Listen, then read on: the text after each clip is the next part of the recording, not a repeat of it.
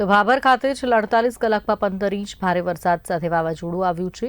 વાવાઝોડાના કારણે અનેક જગ્યાએ વૃક્ષો ધરાશાયી થઈ ગયા છે।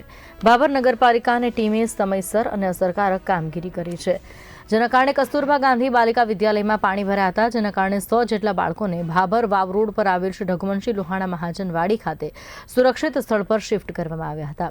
ત્યાં તમામ બાળકોને રહેવા અને જમવાની વ્યવસ્થા પણ કરવામાં આવી હતી અને તેમના વાલીઓને પણ જાણ કરવામાં આવી હતી। આજે કારેલા કસ્તુરબા ગાંધી બાલિકા વિદ્યાલયની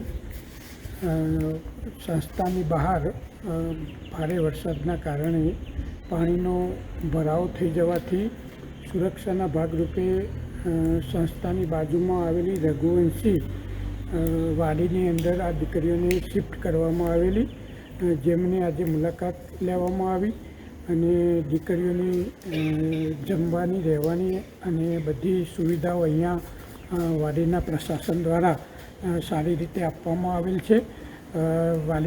દીકરીઓના વાલીઓનો સંપર્ક કરી અને એ દીકરીઓ ભારે વરસાદના કારણે જ્યાં સુધી સામાન્ય પરિસ્થિતિ ન થઈ જાય ત્યાં સુધી દીકરીઓને આજે રજા આપવામાં આવેલી છે।